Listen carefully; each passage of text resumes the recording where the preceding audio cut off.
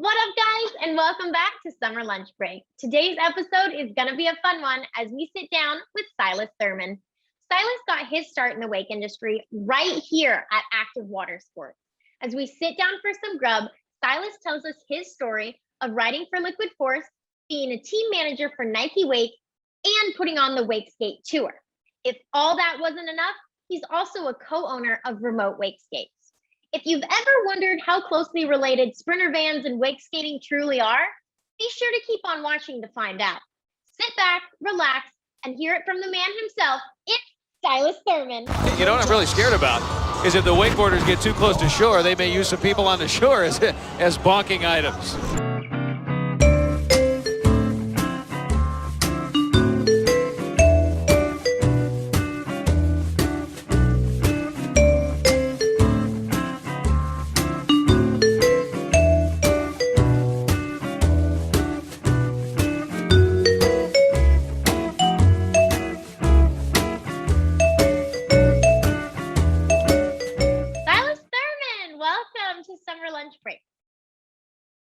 Thank you. Stoked.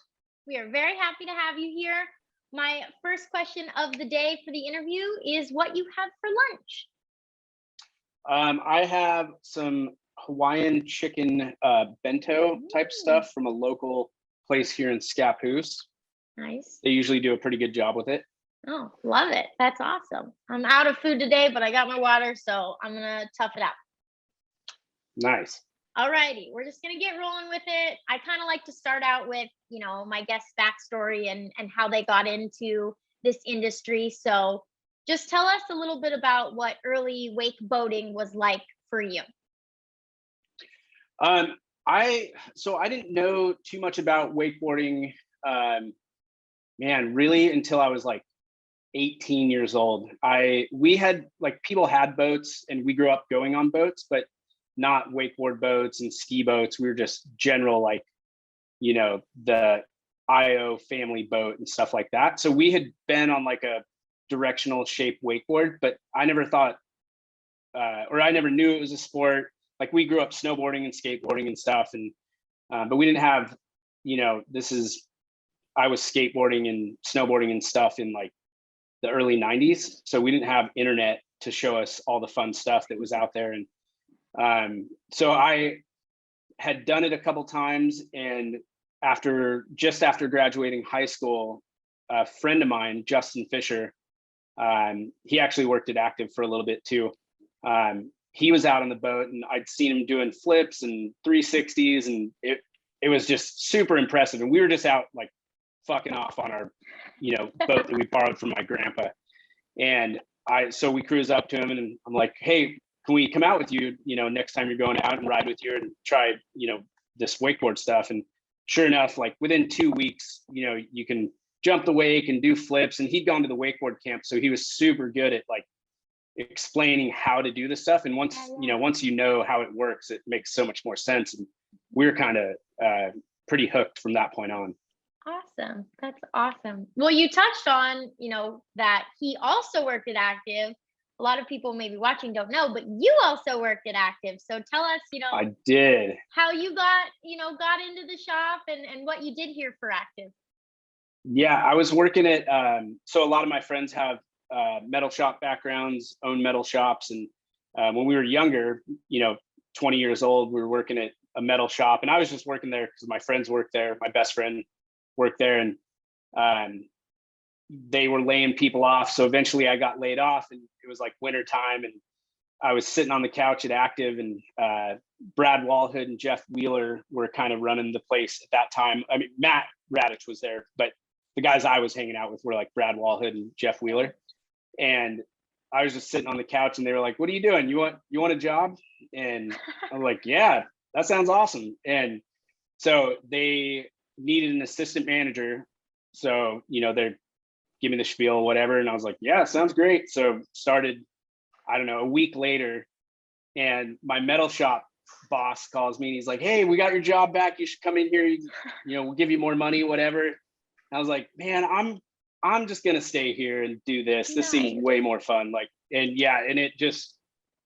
it definitely, I mean, that like definitely changed my life. I was already wakeboarding and wake skating a little bit, but that was like a huge turning point in kind of like finding stuff that you love to do and, you know, figuring out how to get paid to do it. And that was like a big eye opener for me. We growing up, it was always, you know, go get a job and pay your bills or go to college. Like that's the options. There was never like a, hey, go find something you like to do and go get a job doing that. And right. Starting at active definitely opened my eyes to that. Like, this is fun. I can work here and have fun. And that opened up a lot of doors for me, for sure. Yeah, for sure. Well, you have such a, you know, a broad professional like achievement record. So I'd love to kind of get into that and maybe go over your timeline, you know, starting from working at Active and having that job. And I guess I would like to ask, do you have like a really favorite memory of your days here? Yeah, I mean, I think going up to Copper was big for me, like, because we were competing at Copper and doing all the local contests. And at that time they had an event called Northwest Sessions. So we would do all the Northwest Sessions and then we'd do all the Copper contests. And it was like everybody, like it back then it was really cool because I met like Mike Ennan, who's one of my great friends now. And I met him and Nick Ennan at the events at Copper, and Mikey ended up being a big reason why I was able to get on with Liquid Force. And if we wouldn't have been going to all those local contests, and you kind of did that, like it was fun because you chip away. Like if you could win all the local contests, then you would have to kind of move into like trying out pro contests. So you'd start doing the pro tour. And for me, all the local stuff definitely made it possible to meet the right people and then start doing pro events. And a lot of that came with going to Copper and just being around all the guys at Active. And I still am really good friends with a lot of the guys that, you know, I worked with at Active 20, I mean, not to date myself, but 20 years ago. So That's so awesome. Speaking of riding up at Copper, I really wanted to touch on Hippodrome. If you have any memories of that, I would love to kind of hear, you know, what that was like for you and just kind of take you back, remember it. It was super fun. It was something myself and Colin Wright did.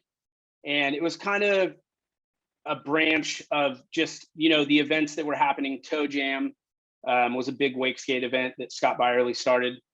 And we wanted to have something over here that was kind of ours and basically use the platform at Copper. We built a pool and had kind of our own Wakeskate thing going on. But it was very much just like our, you know, attempt at a pro Wakeskate event over here on the West Coast. Scott had a really good thing going with the Toe Jam, and it was fun to be able to have something like that over here. Yeah, that's awesome. It's always good to get, you know, the sport more noticed out over on this side of the country. Yeah, for sure. It's definitely very limited and small scale over here on the West Coast. All right, let's get into, you mentioned Liquid Force and kind of working with them. So I'd love to get into what you did for Liquid Force. I'm going to let you kind of share that story with us. So yeah, go ahead. So when I was getting into it, I started riding, I was getting double ups from Active and was super pumped on that company.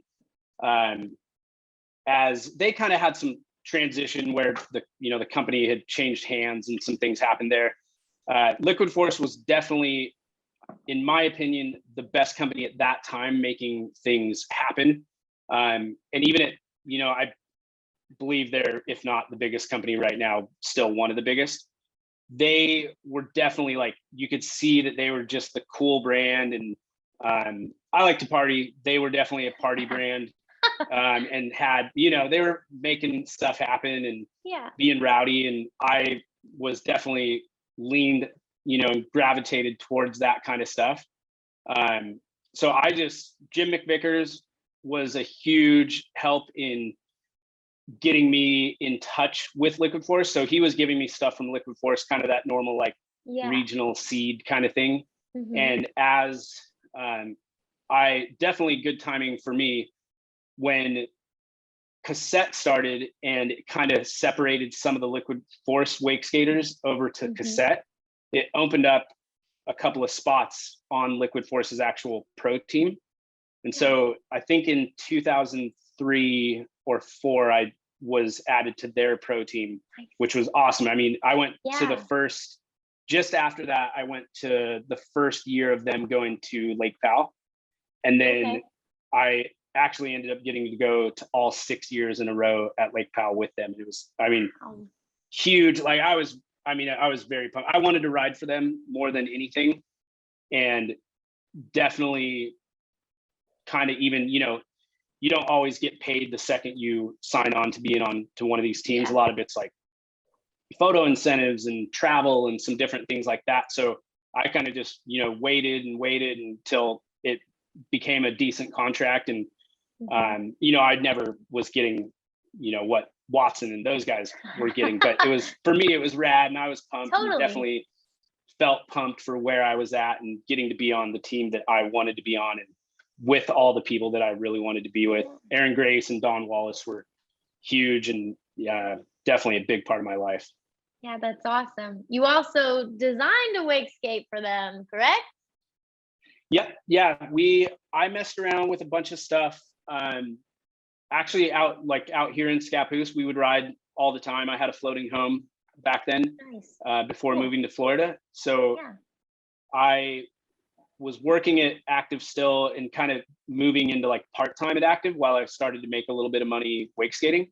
And so we were just designing boards like all the time, shaving them down. We were taking what Liquid Force gave us and then just messing with it and making, you know, adjusting the rails, and ended up adding, you know, we did like that split board that was like kind of a double decker looking board. So that was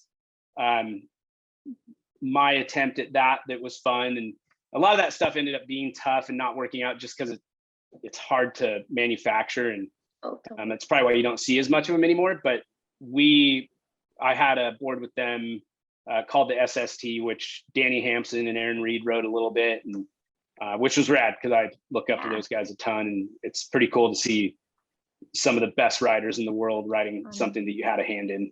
Totally. Yeah, that's amazing. That's so awesome.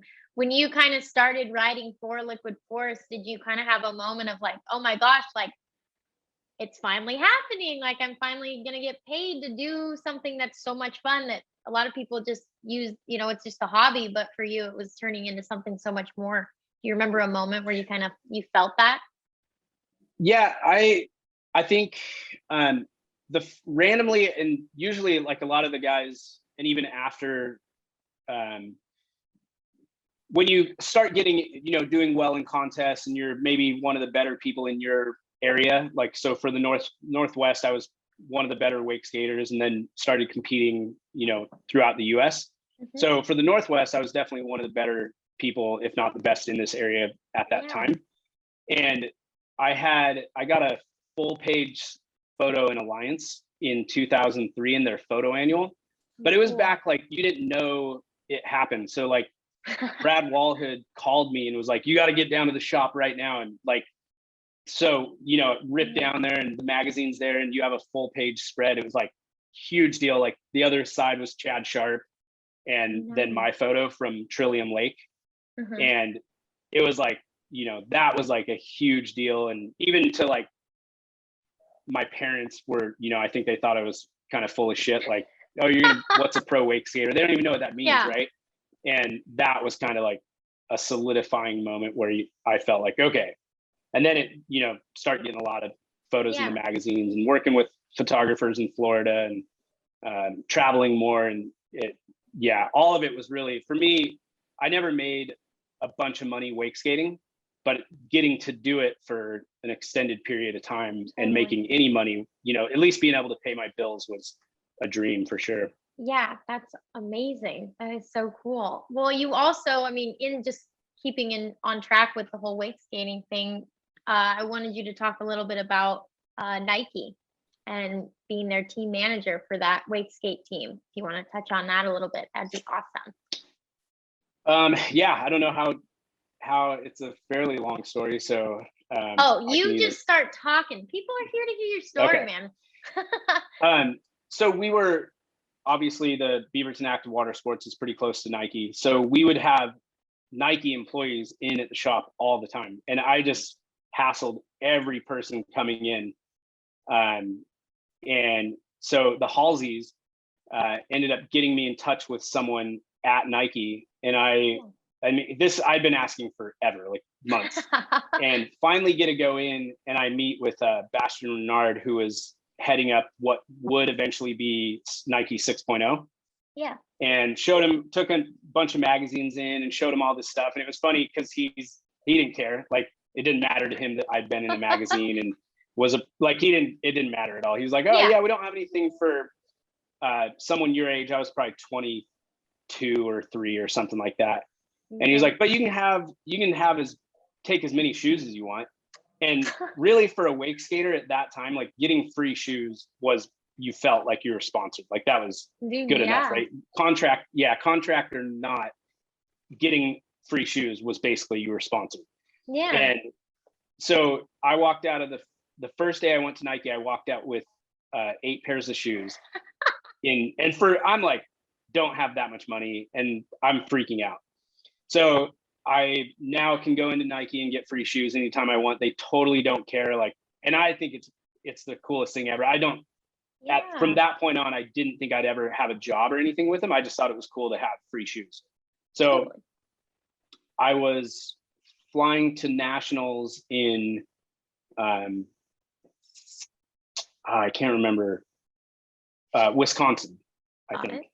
And sitting in front of me was this tall guy and he had headphones on that had Nike stickers from what was like the 6.0 stuff. Mm-hmm. And so getting off the plane, I'm like, hey, are you with Nike? And, just hitting him up. And he's like, oh yeah, I'm Chris Jameson. I'm here to check out some like of the junior athletes. Cause they were very much trying to like integrate into wakeboarding and skateboarding and all these other sports. So they were, sponsoring younger kids. So BMX and everything, they were sponsoring 12-year-olds and just helping like seed these kids into hopefully what would end up being, a teenage pro athlete in the future. So I was like, oh yeah, I know so-and-so, and a bunch of the people he knew at Nike. And I was like, well, if you need any help, like while you're here, because he was from snowboarding, so he didn't know anybody from wake. And Got it. he's like, oh yeah, let me give you a ride to the site, and it'd be rad if you could introduce me to people. And so that night he goes to dinner with me and everyone from Liquid Forest, and him and Don Wallace split the bill, and we had sushi in Wisconsin. Oddly, my first time having sushi in Wisconsin. Nice. And so the next day hung out with him all weekend and actually rode pretty well, which was probably helpful.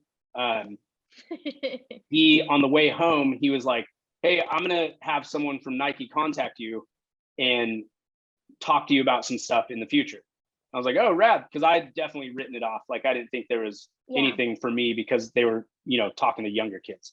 Mm-hmm. And so over the next few months, he basically had pulled people like me from every sport: BMX, snowboarding, snow ski, and skateboarding. They kind of had lined up because of SB, but and then we became basically consultants. Like, we didn't start as team managers at all. They were like, just make sure we don't do anything stupid and sign the wrong people and look like idiots inside your sport, So they just wanted someone to kind of watch out for them and make sure they didn't make any bad decisions and look ridiculous, because Nike obviously gets, they're held pretty high. So if they fuck up, it's kind of a problem. Right. So probably 2 months, 2 months later, 4 months later, something like that, they were like calling and we're signing contracts for very minimal amount of money per month, but still, like, I'm signing a deal with Nike for a year. And then that turned into, for me, they considered it like I had a 50% of my time contract with them at all times. So for them, it was like, we're requiring half of your time.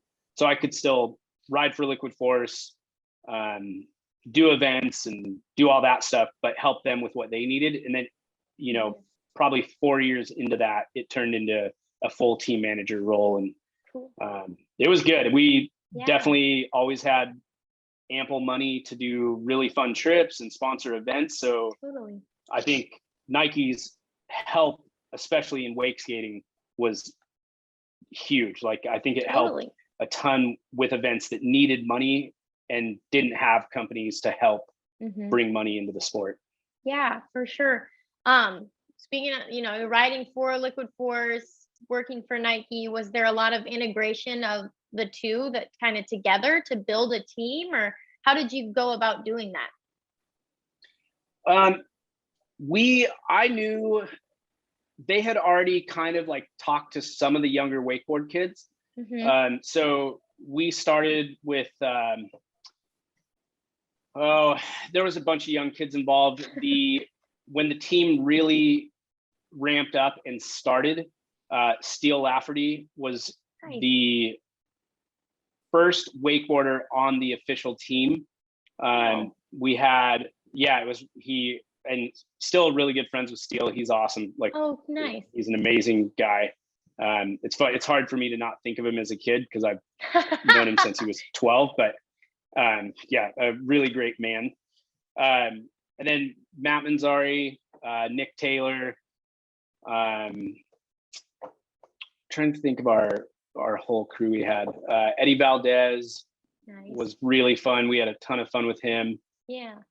But just the stuff we got to do with Nike and the stuff that Nike made possible at that time was huge. And I think for all the athletes that got to be involved with them, it was a really big deal. And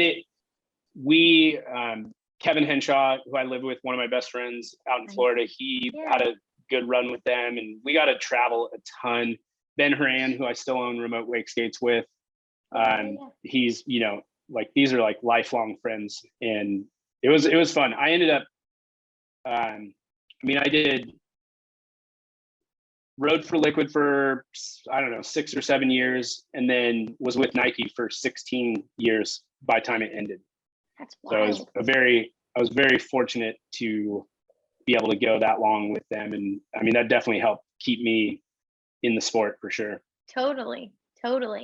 Were there any ever times that you were like, man, like, I should have got a regular job, like a regular guy, you know, like, ever wanted to been like, oh, what if I did this or that? Or were you, you know, pretty sure like this was definitely what I should have been doing, you know, since even starting at active? Yeah, there was probably, it definitely was never that much money. Like, and even at active, I was like, you know, an assistant manager. I wasn't making what I assumed would be my lifelong career amount of money, right? So I think there was definitely a point from, I bought a floating home because I was either going to quit wake skating or be able to be on the water at all times. That was a big deal. And then in that time frame, started working at active, which definitely helped a ton. I remember before Nike, I was riding for Liquid Force, but not like, I didn't have a contract. I wasn't getting paid, but I was like, you know, they were very friendly, and we were like, they would help me out with stuff, but I wasn't like officially on the team, and I didn't have a contract. And I got a call from this Wakeskate company, 484, I'm pretty sure is who they were. And anyway, just, it was kind of like, I don't know who they were a branch off. There were some of the Gator Boards guys were involved. And all nice guys. They were like, hey, we want you to come ride for us and help like manage our team. Like, you know, cause I was older, could handle some business and, you know, help them out with like, you know, 17 and 18-year-olds, stuff like that. And I had definitely I was starting to see like, okay, if I don't doesn't kind of come to fruition here, I'm going to have to go get a normal job and kind of give up on this. And they were like, well, we want to, this is like a week before Surf Expo years ago, like 2002, maybe, I don't know, somewhere in there. They're like, we'll give you a pro model board and it'll be at Expo next week, but you got to tell us tonight. Like, and I was like, well, you know, I ride for Liquid Force somewhat, even though I don't have a contract. And I'm like, I got to call you back. So I'm at my floating home, which oddly is like, I could throw a rock at it from my office right now. So I'm back in the same area, which is in no way depressing, but I am very close to where I was 20 years ago. So I called them back and was like, hey, I wouldn't do this to you guys. So I'm not going to do this to them, and passed on it. And ended up having an incredible time with Liquid Force, like some of the best memories of my life. That's awesome. And that company went out of business, so it was definitely the right choice. But even in that, and this kind of circles back to that Nike conversation, when we went to Wisconsin, if I would have rode for this 484 company that no one had ever heard of, even though I would have had my name on a board, which would have been cool for 1 year, I would definitely not have had any ammo to talk to the guy from Nike, because I rode for a company that no one had ever heard of. It wouldn't have mattered. And I was good at wake skating, but I wasn't great. I wasn't, Danny Hampson or Aaron Reed. And having Liquid Force, like me riding for them and being able to take him to dinner with Liquid Force and introduce him to all the, some of the biggest name athletes in the world, was a huge thing that I know made a lot of impact with Nike, and which in turn got me the job with Nike, a year later. So that's so crazy. That was definitely like a big, like some lucky decision making on my part, I guess. Very strategic. I would say lucky. Strategic would be, I don't know. Well, you mentioned, but it worked out well. You mentioned, kind of backtracking a little bit, owning remote Wakeskates. I would love to touch on that a little bit. I know people are very interested in those. So if you want to give us that story as well, that would be awesome. So my Nike stuff was going really good, and it was definitely I was kind of becoming more of having a job in wakeboarding, like via Nike. Even with Liquid Force, I was still getting paid a little bit as an athlete, but I was probably getting paid more because I was helping out with events and just being a helpful athlete, not like I was getting paid because I'm some rock star athlete. So I definitely could kind of see, like, all right, my riding days are kind of coming to an end, which was fine. I mean, I had a blast, but there was just, I'm watching guys that ride for my Nike team, Ben Horan, Andrew Pastor, guys that I'm like, these dudes are insane. And, let alone like Danny Hampson still ripping, and Aaron, and but these younger kids coming up were like superstars. Nick Taylor was like just incredible. Matt Manzari could, you could tell him to do any trick, and within a day he could learn it. These guys were just amazing. way beyond where I would ever be, and I was pretty realistic with that. So I had the opportunity to start remote Wakeskates alongside of Company Wake. Justin Stevens had started Company Wake with some people, and they wanted to have kind of a Wakeskate division. So they had us help them, ramp that up. And we had already kind of our own company name that Ben Horan had had for fun for skateboarding and stuff. So they let us start remote Wakeskates via, as a side shoot of their company. So that worked out really well. It started with me, Ben, and Andrew Pastura. And that just kind of kicked things off. Company Wake ended up, they had to shut down for whatever reasons. But we had, already had the company going and kept that going. I think they had some stuff happen just inside the wakeboard industry that didn't work out for wakeboarding. But it didn't really deter what we were doing. So we took it and kept going with remote, and we still have it going. I mean, it's been an active company since 2009. we don't have any stock right now, so it's not like we're making any money, but we are ordering more boards right now. So we will have boards, but it's definitely more probably a passion project now than being like, Yeah. some huge wake skate company. I don't think there is any of those anyway. So No. Well, it's, we have a lot of people that'll roll in through here and they'll be like, what is that thing? Is that a water skateboard? I'm like, sure. right. Yeah, sure. Yeah. Yeah. But Sure. You should can't go take wrong. one. It's so fun. It's so much fun. There's quite a few guys here that really, really enjoy doing, going wake skating. So it's so prominent. Trying to keep it it's prominent. It's tough because it's really fun, like on a cable, or if you can get good water somewhere, but it's just such a tough sport to do in rough water. So if you're a weekend warrior, you're not going to get like a great day of wake skating out on the Willamette. So it's not very enticing to try. And since we don't have cables up here, and I just think it's a tough sport to grow really fast because you really need to have like the proper riding conditions, and you can get around that with wakeboarding and definitely get around it with wake surfing. So it's just a tougher one to make happen and make it, super fun for people. Totally. We're gonna keep and it's it hard alive, too. though. So It's hard. yes, It is hard. That thing is slippery. yeah. But very fun. All right, we're stepping into the Wakeskate Tour. I would like to touch on that. If you have anything to share, please do so. So the Wakeskate Tour, I don't know what year it started. Because I think we ran it for 4 or 5 years. Scott Byerly was going to do the 10th anniversary of the Toe Jam, and they weren't 100%. They were going to keep going after that, but they wanted to do 10 years. Yeah. So we partnered with them to be a part of the Toe Jam, and basically the Toe Jam would be stop one of the Wakeskate Tour. And then we had 3 or 4 other events. We did 5 one year, but I think it was 4 most of the time.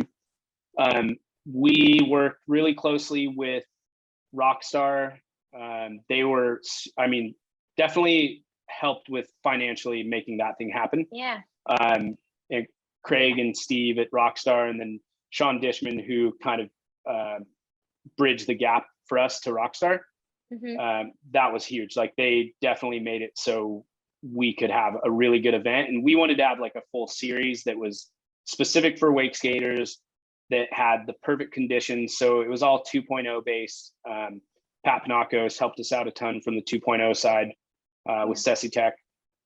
So we, kind of grew it every year. I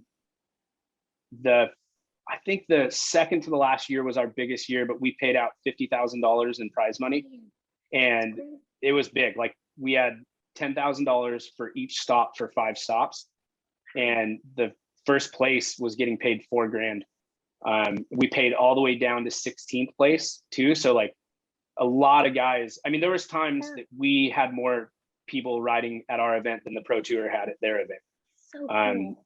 Which was really cool. We had 63 sign up at one event. Oh my god! I think that was the biggest one, and we had to be like clockwork. Like, if we didn't run on time, we wouldn't finish because we had too many people. Dude, so it was rad though. Like, and most of the events, everybody would camp. So it'd be, cool.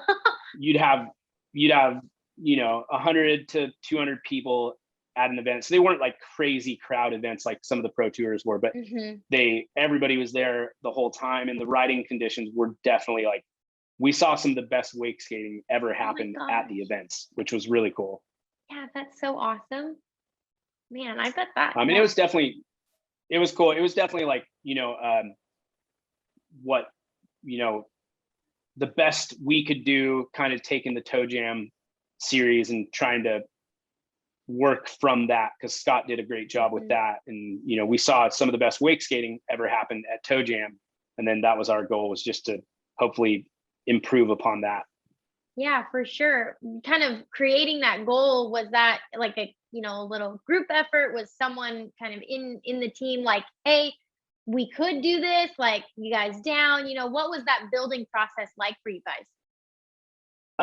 We had done a um,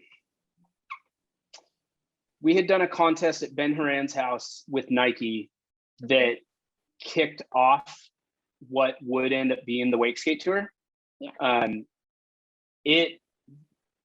That event, everybody was super pumped. I ran it on my own though, and was like out of my mind. Like I couldn't handle it.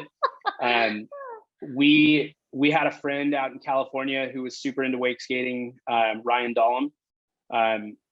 His girlfriend at the time, who's now his wife, Krista, was definitely more into wake skating, but Ryan was a friend of a friend. So I called him, and he just knows everything about sports, like big sports nut. So he knew all the stuff about, we'll make brackets and we'll do this whole thing. And so he came in and did all the logistics for me, like setting the times for the event and basically making sure that the event started on time and ended, and everything ran like clockwork. Like every event we ran started exactly at 9, and every heat started exactly when it should have. And if a rider was late, the heat just went. So he was insanely helpful in that. Like, I mean, the other half of the event, I did a lot of it, like dealing with sponsors and, just bringing my side of, Totally. Nike, and kind of making the event able to happen. Ryan was like who made the event happen at the event. It was big, because I definitely couldn't have done it. That's awesome. That's a cool kind of like tactic sure. to go about how to make something so awesome happen. You're pulling people, you're getting everything, started, and then once it's happening, he steps in and really like holds it down. Yeah, it was really good. We had a lot of people that told us that we couldn't run an event that way, and we literally did the first event the way we said we were going to do it, and ran every event like that for like 5 years straight, and never had an issue. So it was funny, because people had been working around the athletes for so long, like, oh, well, they just won't show up, or they'll be late. And we just said, well, if they're late, then they won't make their heat, and then they'll probably not advance to the next round. Dang. It took one event of us saying the heat time that we text you the evening before you ride is the time it starts, and if you're not here, it will still start. It took one event of people running in late, like sprinting to the dock so they could ride, because it was all in a system too, so the heat could run with 3 people, even though the fourth guy hadn't shown up yet. So one event of that, and literally only halfway through the first day, everybody knew that we would start exactly when we said. And from that point on, the heats ran in perfect time, always, outside of like lightning or something like that. Yeah. That's crazy. Wow. Heck yeah. It was super fun and super organized. And it was fun because the organization actually made it more fun, because athletes knew when they rode, so they could literally go get lunch and relax and not be at the event all day, and show up and know like they didn't miss their heat, or we didn't start it before they showed up. Like, it was super organized, and the organization actually made the event more fun and enjoyable. Oh, I can only imagine. Yeah. It's nice when things run smoothly, isn't it? Yeah. Yeah. Well, that's amazing. Thank you for sharing that. I want to jump into kind of, we call them hot takes. So they're fun questions that make you think a little bit. You just answer them to the best of your ability. The first one is, in your opinion, who is the best / most technical wake skater of all time? Of all time.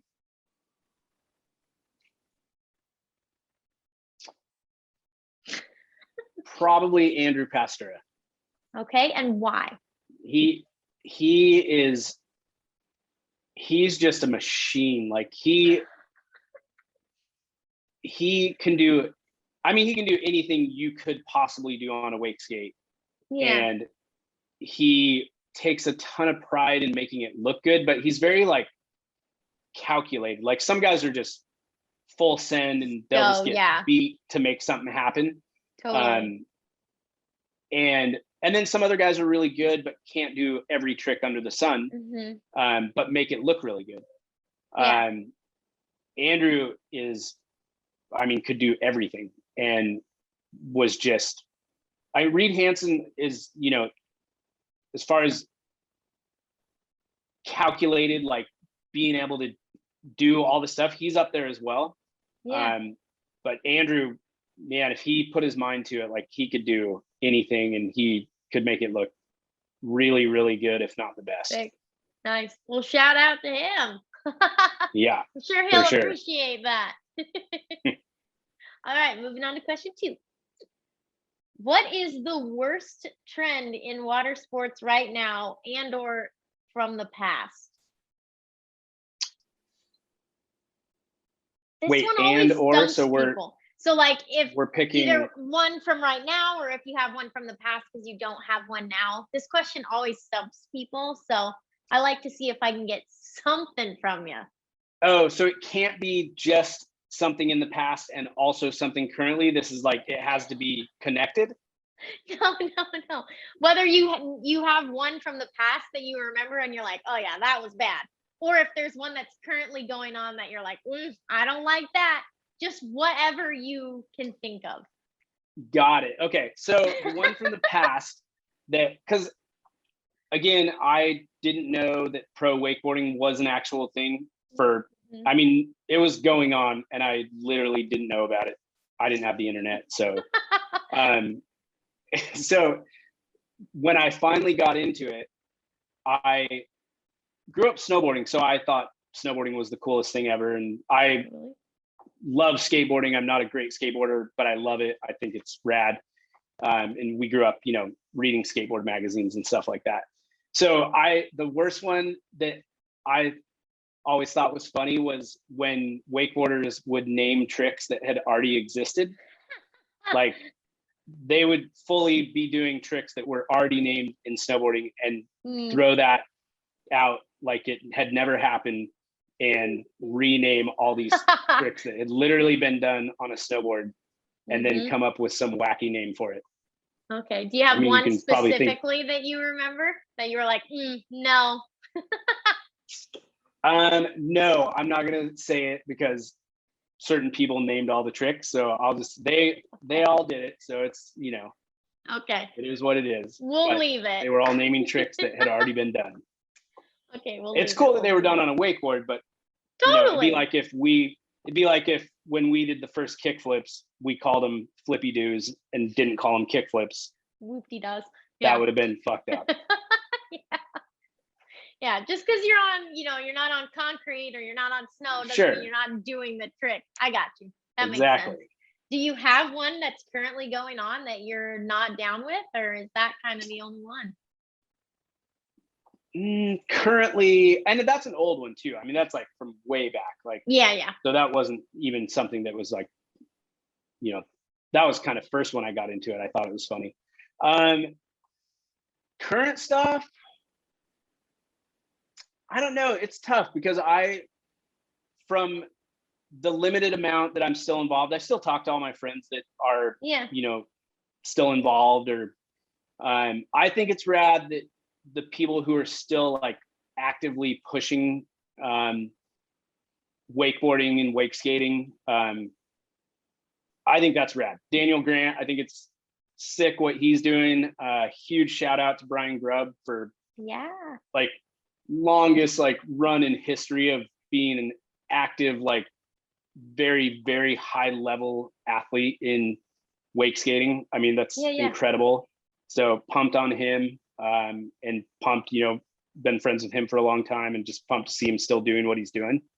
So I think with the way things have changed, I think it's sick that any of these guys are still pushing and trying to make awesome stuff happen. So even some of the new kids that I don't know that I see riding, it's rad to see how good they're doing and still going for it. Because I don't think the resources are there as much as possible. I think it'd probably be nice if the boat companies actually put their money where their mouth is and helped out a little more with the athletes. I gotcha. Okay. So, I think they're doing fine. They're selling out all these boats and they don't take care of the athletes, even I would say not even close to half as much as they should, but it's their money to do what they want with. Totally. I got you.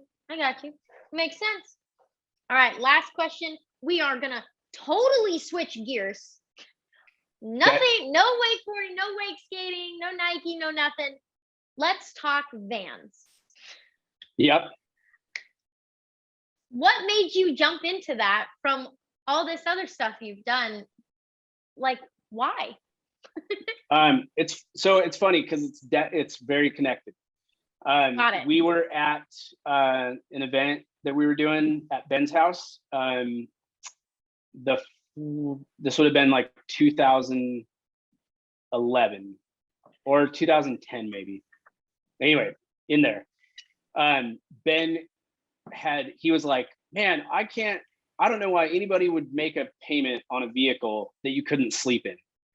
And I was like, fully took that to heart and went and bought a Sprinter. Yeah. We were actually setting up for the event and we were in Georgia and I found a Sprinter I think it was Tallahassee. Anyway, like 6 hours away. Yeah. And so I told Ben, I found it that night while we were all hanging out. And I was like, hey, there's a Sprinter down in Tallahassee. I can go get it. But that means you have to set up the whole event. And I'm going to be gone all day tomorrow because it's 12 hours, right? Round trip. Yeah, totally. Oh. He's like, oh, go. You got to go. Go get it. Yeah. So I ripped down and the event wasn't starting yet, but I missed like the last day of setup. So I ripped down. I get a ticket on the way down. Get there, trade my vehicle I had in to the place, get back to the event at like 11 o'clock at night in a 2008 Sprinter. And it still had like the partition wall in the back, like full delivery driver. Gosh. And we like drove around in the woods, like 20 people in the van or whatever we could fit, just having like messing around. Cause but from that point on, like we used that Sprinter for all our trips we did. And I had my brother and one of my good friends owns a fab shop up here. So they helped build some of the parts for the van because I didn't know where to get anything. So, we made a ladder for it. And cool. I built out the entire inside. So we'd have, a van to go road tripping on for like remote road trips. That's so awesome. And that kind of turned into when I sold it, I later made more than my money back after we'd fully like, we didn't thrash the van, but it definitely put a lot of miles on it. Totally. Sold it and made money. So for me, I was like, oh, that's rad. I'll buy some vans, drive them for a while and sell them. And kind of, that'll be a nice side hustle. Yeah. But during that side hustle, like, 6 years ago, you could never find parts to put on the van. So we started building all of our own parts, and enough people, especially in the Northwest, were like, hey, where do you get that ladder? And where do you get that rack? Dude, yeah. That turned into our company, which is FVC Flatline Van Co. Yeah. That sparked that. And now it's, we're, I think 4 years into business, and we have multiple employees, and Jake Ballard is one of the owners who worked at Active for a little bit too. So awesome. So we connected with him through John Vincent, who was also managed Active. That's crazy. 20 years ago, Yeah. So, and we work with John now out of Bend. John uses a lot of our parts and he's building some vans. And so we work all together, and but yeah, it's rad. We bought an old boat shop in Scappoose. So we have this 12,000 square foot building on 8 acres just off the river. Yeah. We have a half pipe that we're building right now. And nice. our boat, we have a 76 Nautique that is moored like I mean, I could throw a rock at it from here. So Nice. we can go wake skate or So foil or cool. whatever we want to do. Oh my gosh. That's so awesome. Yeah. So yeah, it's been super fun. Super fortunate timing and stuff too with everything. So Yeah, it's been good for you guys and selling stuff. I mean, yeah, we're selling pallets of stuff every day. It's crazy. So yeah, I think we're probably equally as busy as like the boat industry is, because wow. everybody's trying to buy boats, and on the other side of that, people are trying to buy vans to travel in, and Totally. we sell parts for those vans. So we're like anybody else, we're selling through stuff daily. It's Yeah. a very good business to be in right now, for sure. Yeah. Do you have a van for yourself right now that you're using? Yep. All the owners here have a van, and Nice. even our employees have vans. So Oh, cool. there's at any given time, there's like 8 vans at our shop. Wow, that's awesome. I was gonna ask, Yep. like, what's your favorite part or feature that you have put on your personal van? So I have in our van, we have a full kitchen, a bed, a safari rack. The coolest thing is probably the safari rack. And on the safari rack on top of the van. So it's a big 4-wheel drive Sprinter. Okay. So on top of the safari rack, we have a tent that pops up. So there's like an extra sleeping zone on top of the van. So if you're like out at the coast or whatever, you can sleep 10 feet in the air in a tent. So cool. Kind of rad. Yeah, Yeah. that's awesome. Oh my gosh, that's way, way cool. Well, that's cool. I love that those kind of connected with each other, and it wasn't like you just took this giant leap from one, industry to the next. They kind of merged on one road for you. That's really awesome. Oh yeah. It definitely is very connected. And with our van company, we definitely are trying to work with as many like athletes that we knew from the past. Like Dylan Miller has a new van, and he has our rack on it. And cool. A lot of people are trying to get into van stuff, and it's just an easy way to travel. And so, we're trying to get racks on our friends' vans, and we have a marketing van showing up next month that will be just on the road for friends and athletes and photographers that we'll just have out there. So we're definitely trying to keep in like action sports, snowboarding, surfing, wakeboarding, snow skiing, mountain biking, stuff like that. So as we grow, we'll have a very big connection to that, more so than we would just to like van people type stuff. Totally. Well, talk about being like helpful. If you have something, you can go to the beach and go to the mountain, and then instead of having to travel all the way back home, you just sleep there. Like it makes so much sense when you really think about it. Yeah. And you can daily drive these vans. So for people who are, trying to be economical about it, you can drive the same vehicle that you would travel in every weekend. So it's kind of cool, and a little more reasonable for people that are, trying to decide whether they're getting a, giant RV or a wakeboard boat or whatever it is. Like those big motorhomes aren't super accessible. I think, the days of your like mom and dad's motorhome is kind of over. It's going to be a lot more, we'll probably follow like European trends where you're going to see a lot more vans that are converted to some sort of live-in, like, or at least weekender type vehicle. Totally. Well, I noticed too, my family's super into like camping and stuff. And I've noticed like trailers are getting smaller. Like you don't see all these massive motorhomes all the time now, because they don't work that great when you really think about it. So I've seen so many, like last summer, so many vans, so many like really small little trailers and stuff. People are just like dialing it down a little bit into something different. Yeah. We live in the Northwest, is like the mecca of this scenario. So you see, you can't go to the mountain without seeing a Sprinter or a Ford Transit anymore. But I definitely am pumped that Ben talked me into it back in the day, because I'm pumped that, we've had Sprinters for 10 years. It's not like we just jumped on the bandwagon yesterday. And it's definitely worked out very organically. And now we have a pretty established business, and it's fun. It's definitely like to me, feels like an adult version of what I used to do. I love that. That's funny. Again, with the strategic decision making. Yes, very strategic.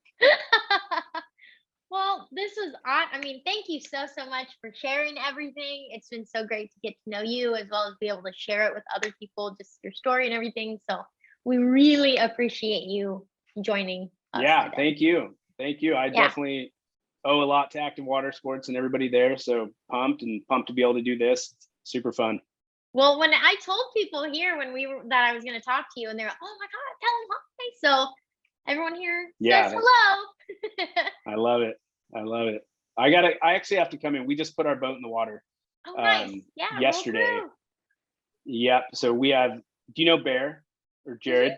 Yeah. So me and my partner here, one of my business partners, bought Bear's boat. Nice. Like 3 years ago, and I literally, he can see this now, but I literally just put it in my name today. So I went to the marina an hour before this call and put it in my name, and now it's in the water. So, and it's running good. Good. Awesome. That's good to hear. Well, yeah, I mean, we'll hope to see you roll through here. Yeah, I love it. All right. Thank you so much, Silas. Have a good rest of your day. Yeah, thank you, Summer. We'll see you soon. All right, later. Bye-bye.